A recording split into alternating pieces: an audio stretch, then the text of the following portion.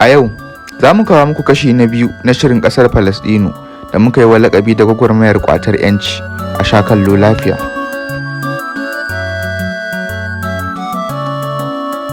Ga wanda suka fara bibiyar mu a yau, danna mana subscribe da ƙararrawa ka kuma yi like da share don samun shirye-shiryenmu a duk lokacin da muka ɗaura. Mun gode. Kafa ƙasar Isra'ila a shekara ta 1948 ba tare da an baiwa Falasɗinawa tasu ƙasar ba, kamar yadda Majalisar Ɗinkin Duniya ta yi alkawari, ya haifar da mummunar makoma ga Falasɗinawa. An bar su babu ƙasa, babu gwamnati, sai hukumar Falasɗinawa kawai a ƙarƙashin ƙasar Isra'ila. Ba su da ikon zattas da komi sai abin da ƙasar Isra'ila ta yarje musu. Falasɗinawa sun samu kansu cikin halin ƙunci da takura ta kowane fanni na rayuwa. Halin rayuwar da Falasɗinawa suka samu kansu a ciki ya haifar da gwagwarmayar neman 'yancin ƙasar Falasɗinu. An kafa ƙungiyoyi daban-daban, wasu na siyasa, wasu kuma na gwagwarmayar neman 'yanci ta hanyar ƙarfin soja ko kuma faɗa da makami. Kowace ƙungiya na da nata shugaba da take amsar umarni daga gare shi, amma burin dukkansu shine 'yancin ƙasar Falasɗinu. Irin waɗannan ƙungiyoyi sun haɗa da ƙungiyar ƙwatar 'yancin Falasɗinawa wato Palestine Liberation Organization PLO, da ƙungiyar Jihad, da ƙungiyar Hamas, da ƙungiyar Fatah, da kuma ƙungiyar Popular Front for the Liberation of Palestine da dai sauransu.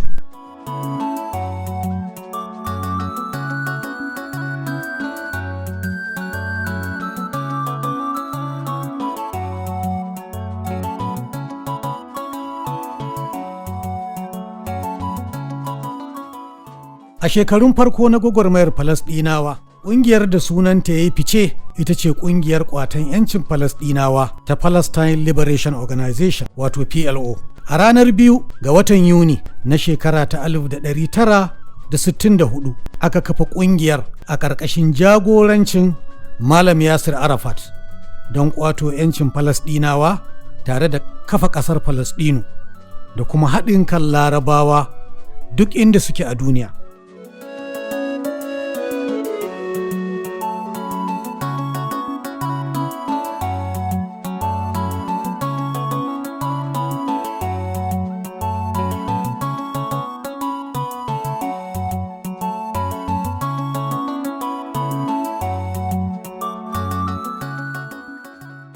Har wa yau, a shekara ta 1964 ne dai aka kafa reshen soja na PLO mai suna Jaishat Tahriril Filistin don ƙaddamar da gwagwarmayan soja don kafa ƙasar Falasɗinu.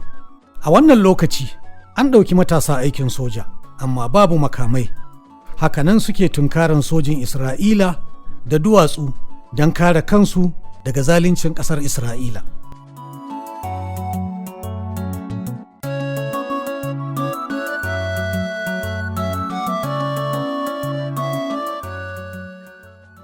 A hankali aka fara samun masu hali a cikin Falasɗinawa da kuma wayansu tsirarun ƙasashen Larabawa suka fara taimaka musu da ƙananan makamai. Ƙasar Isra'ila takan shiga garuruwan Falasɗinawa ta rusa gidaje da shaguna ta kuma kama matasa ta tsare don zalunci da kuma haifar da fitina.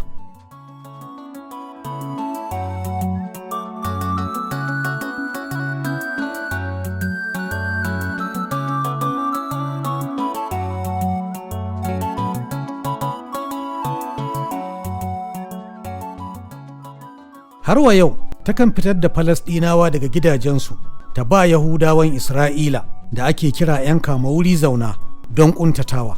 Da wannan zalunci yayi yawa, sai Malam Yasir Arafat, shugaban PLO kuma har wa yau shugaban hukumar gudanar da mulkin yankin Falasɗinawa, ya fara fuskantar turjiya da bore daga waɗanda suke ganin yana yi wa ƙasar Isra'ila sassauci wajen ƙaddamar da gwagwarmayar ƙwatar 'yancin Falasɗinawa. Waɗanda ba su yi amanna da salon shugabancin Malam Yasir Arafat ba suka fara kafa ƙungiyoyin gwagwarmayar ƙwatar 'yancin Falasɗinawa. Irin waɗannan ƙungiyoyi na ba da gagarumar gudunmawa wajen ƙwato 'yancin Falasɗinawa. Malam Yasir Arafat ya rasu a ranar 11 ga watan Nuwamba na shekara ta 2004. Bayan rasuwar Yasir Arafat, an zaɓi Mahmud Abbas na ƙungiyar Fatah a matsayin shugaban hukumar gudanarwa na yankin mulkin Falasɗinawa mai hedkwata a garin Ramallah. A shekara ta 2006, ƙungiyar Hamas ta baiwa duniya mamaki inda ta samu kujera mafi rinjaye a zaben da aka gudanar.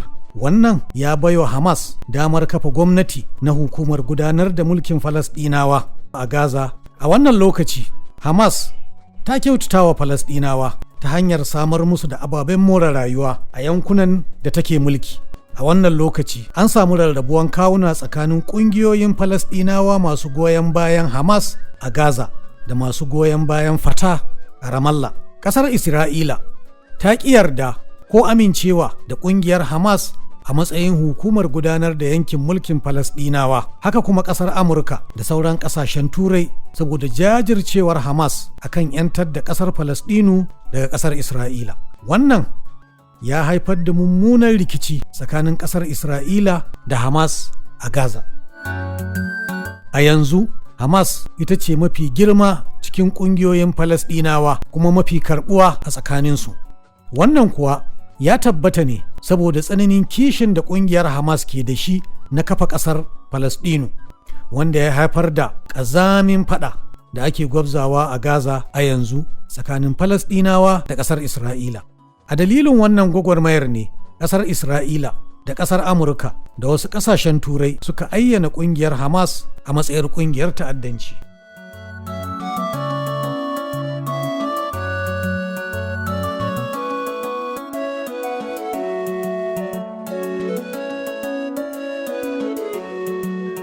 Ga wanda suka fara bibiyar mu a yau, danna mana subscribe da ƙararrawa ka kuma yi like da share don samun shirye-shiryenmu a duk lokacin da muka ɗaura. Mun gode.